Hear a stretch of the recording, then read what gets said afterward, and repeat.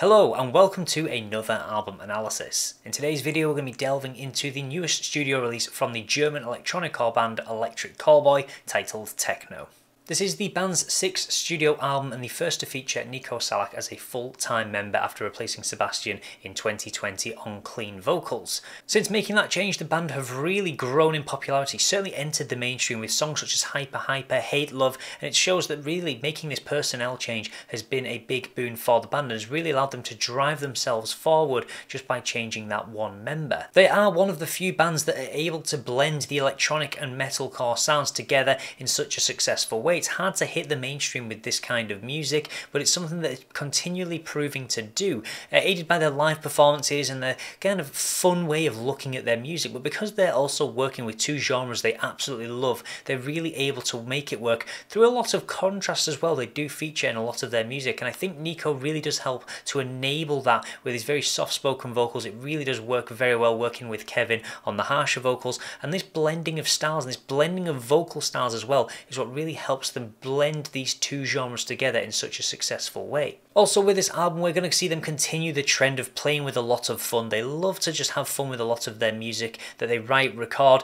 It always has those really cheesy elements thrown into it, and this album is certainly no exception to that rule. We're going to be seeing a lot of fun lyrics, a lot of poking fun, and really incorporating a lot of ideas and blending in a lot of different styles as well with this album. We'll also see no shortage of powerful drums, very heavy guitar riffs, and also those extremely strong vocals from Kevin throughout this entire album. There's really powerful screams that he loves to throw in, and these just random drops that the band just love to throw in any which way they can at the most obscure times, always leaving you wondering exactly what is going to come next in each single song. So will this album completely fill the dance floor or simply leave it empty? Let's take a look at it track by track. Opening the album we do have the high energy, tempo raising song that is Pump It. This is your perfect gym workout. If you have a gym playlist, make sure this song is on it. It's the perfect song to open the album, especially to give new fans an idea of what to expect from the band. Blending in these very melodic sounds, also dancing between the softer and more aggressive metalcore style vocals is just something they do very well, and having a bit of fun with it as well. All the lyrics do revolve around the idea of this perfect body, about pumping, about working out, and it just gives you that really big motivational feel that you want to have. It really just opens the album with a bang, and the band actually tried to enter this song into Eurovision. It didn't make it past the German panel, but I would have loved to have seen it performed on that stage at Eurovision. It certainly would have been very, very interesting to see. But as an album opener, it really just serves as the strong track that we need to really get us into the album, really get that tempo raised. At times though, the song does actually feature some very obscure lyrics that don't fully make sense, so you've kind of got to construe them in a certain way, but I know the band like to have fun. They like to just really throw in as many funny lyrics as they can. Even one of them, my body is a board, whether that's referring to the idea of a menu or something like that, a menu board, just this idea of this perfect body, but some of them do lead us to a bit of obscurity and not really understanding where the lyrics quite fit. But as a fun track that really gets that energy raised and really sets the bar high for what we're going to hear throughout the rest of the album, it certainly serves as the perfect opener. Then we head into what is probably the catchiest song on this album, We Got The Moves. This is your great summertime anthem. It's a feel-good song, and it's a lot softer. They play around with this one slightly differently, as it is very melodic almost all the way throughout. Even with these heavier breakdowns from Kevin, it retains that melodic element to it. It just feels like a great party anthem. It has a very catchy chorus. It is probably the most memorable chorus on this album, and it's easy to see why it was one of the first songs to be released as a single, because it is one of those that really draws you in, especially accompanied with a lot of the music videos they did for this, developing the pigeon style dance that kind of they throw into live concerts and get everyone to do along. It is just one of those songs that gets everybody involved and really just kind of gives you that great upbeat feel to it.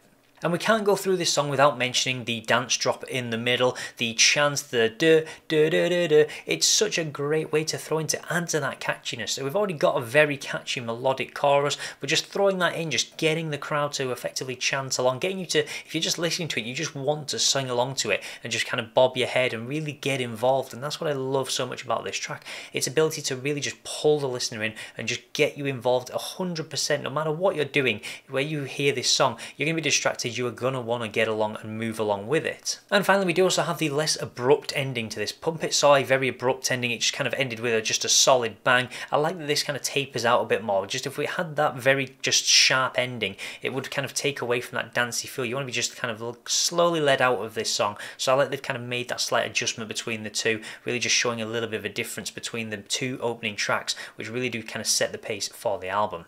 Then at track 3 we do have the very pop rock, pop punk inspired Fuckboy featuring Conquer Divide, the all-female metal band. And I like this little collaboration. I like they've kind of made it a Romeo and Juliet style story, integrating Kia into some of the choruses, really kind of building this story, this down between the two, kind of this idea of I don't care if my friends think you're a fuckboy, I want to be with you. It's that very Romeo and Juliet. The two shouldn't be together, but they actually are.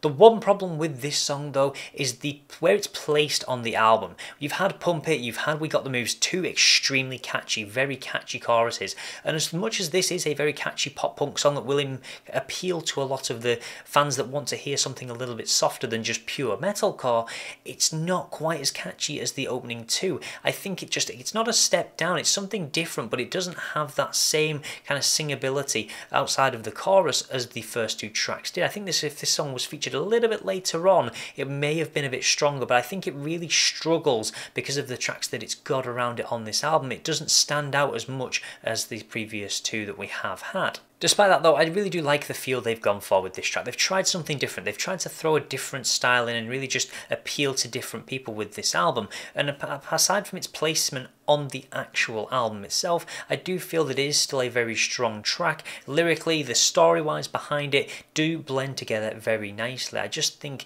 that it's the one thing that does slightly hold it back because it's just kind of up against a behemoth of a track that came before it. Then on the other side of Fuckboy, we have got the track Spaceman featuring Finch. Now this is a great track. I love Finch's verses in this, kind of just blending together all these elements, all these ideas of sci-fi. There's tons and tons and tons of references in this particular track. He references to Klingons, Jedi Knights, When Mars Attacks as well, all these really sci-fi. Also Elton John as well, being the Rocket Man. The list just goes on and on and on. I think at one point he even calls himself Finchy Gagarin, so we're talking about the first space missions as well. I just like that there's lots packed into his verses that really do elevate the actual song itself and just give it that inert catchiness. And for people that understand the German side of the lyrics, it just adds that element of fun, just adds that kind of something you can connect to, which is great to see. It's also nice to see the band incorporate these rap elements, again just throwing lots of different styles onto the album, referencing to bands such as Scooter as well in this track. As I say, the references do just come aplenty, and with its hard pumping sound, it really is also extremely catchy in the chorus. It is another one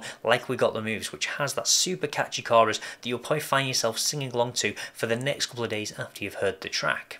Then for track 5 we do have Mind Reader. Now this definitely feels like one of the more serious tracks on this album. It's also something you could imagine being on their 2015 album Crystals. It has that kind of feel to it. If you have heard a lot of their early material, it does feel like it belongs possibly on there. A much darker song, much more melancholic in its nature from what we've heard on the first few tracks. I do also feel though that it is a little bit of a filler track and just kind of separates the two sides of the album.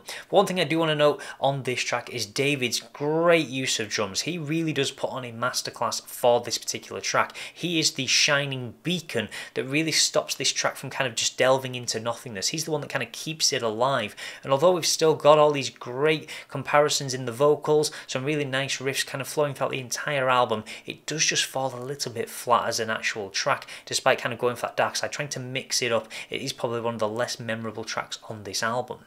Then for track 6 we have got Arrow of Love. Now this feels a bit more 80s inspired, kind of delving heavily into kind of the keys and the synths more for this one, really putting a bit more of a focus on that. It does have a guitar solo in before the breakdown as well, and many of the breakdowns on this album are just so good.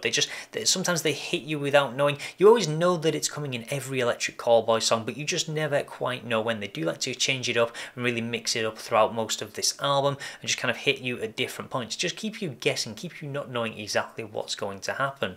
I did actually quite enjoy this one. This was one that I didn't think I was going to enjoy overall, but really did very much catch me off guard, and I think once I'd heard it a couple of times, really did start to grow on me. Then for track 7 we have got Parasite, and we're heading straight back into those bigger rave elements. I do feel though that times this song can be a little bit overloaded. It is very much an assault on the senses, and it's one of those songs that you're going to have to hear probably 3 or 4 times to really understand everything that's going on within it, which is a little bit of a shame. I think if it was just a tiny little bit less crowded, it would make it a bit of a stronger song, but I can kind of see the way they've just tried to just throw everything into the blender. That's what they've really tried to do with this album, and unfortunately on this song it is just a little bit over the top. They have just kind of overfilled that blender a little bit, and some of it is kind of spilling out and going everywhere, which can make it a little bit of a mess at a time. But we can't take away from the great use of the instrumentation in this song, and throughout most of the album they just have thrown so many styles and so many things at this album that it's just great to see them trying so many different things. They don't always kind of 100% hit the mark. This song's kind of really pushing for like 80%. It is just missing those couple of things. If they just kind of took a little bit out of it, it probably would actually improve the track overall. Then for track 8 we do roll into the station on what is probably going to be the most divisive song on this album. This is getting to a bit of a weird stage in the album. We have got Tekkno Train. Now this is probably the funnest track on this album. It's also one that's going to divide people because it is the biggest kind of comparison. It pulls apart of the techno side and also the metalcore. It really is just designed to just be this song that you switch your brain off and you just listen to. We've got some really fun elements thrown in. The Kevin going at it with his almost metal choo choo choo sounds that he's just thrown in, but you can't help but laugh at how crazy and how silly it is, and I see why they've just really gone for that silly element towards this end of the album. They want to have a little bit of light-hearted fun. It's not overly serious, and it is just one of those that the kind of older fans may not appreciate as much, but newer fans might find it just hilarious. It's a really polarizing song. I still don't know where I quite stand on it. I think I'm more favouring it just purely based off the amount of silliness that they've thrown into the track. Then at track 9 we come to Hurricane, or Hurricane, however you prefer to pronounce it. And now this is meant to be a German Schlager song. It's their take on it, which if you don't know is kind of like German folk. It's upbeat, it's poppy, and that's what we get at the start, that almost like nice Euro dancey sound, before we do get just straight into the Electric Callboy twist that they have put on this very short song. And I think it needed to be quite short because we go into that just almost the heaviest point on this album. It's so polarizing, and it can catch a lot of people off guard the first time they are hearing it, but again it's aimed to be a bit of fun. But with it be standing in at about a minute and a half, I think that's a perfect length for it. If it was any longer, I think they would lose that element of just surprise that catches people off the first time they hear it. I think most people the first time just kind of have this look of shock on their face when they're like, what is going on, into what is going on? You really just don't know, and it is a bit of fun, but it's just definitely one of those that needed to be kept short, and because it has been kept short, it really works. But anything longer, and I think it would have been a little bit too wacky and a little bit too out there just to place on the album. Then rounding it out, we do have Neon, a bit of a power ballad, still very anthemic, a bit of a slower pace, whilst also keeping in some of those rave and those electronic elements that we've seen consistently throughout this album. And it is great to see, just as a nice way to taper off. I'm glad they didn't end on Hurricane. I think that would have just been you wouldn't know what to do with yourself if that was the last song on this album. So it is really nice to see them again just delve up in style, swap it out, really just try some nice vocals from Nico, just to kind of see a nice ending to the album. I think it's great that they have thrown that on there. I think it adds that real nice closing touch to this album. Overall, we have got some really great elements on this. It is just an album packed full of fun. If you want to just see a band that's managed to successfully blend electronic and metalcore, Electric Callboy are certainly the package for that. They really have done it so well. I think Nico and Kevin just work so beautifully together in bringing that nice balance between the two, and that's what's made this album so strong. Despite a couple of the songs maybe being a bit overloaded or maybe missing the mark in terms of the actual lyrical content, being a little bit too silly at times, but I get that's what they're going for. There are just a couple of points where some of the lyrics are just a little bit too ridiculous, but I'm really being a bit nitpicky with that.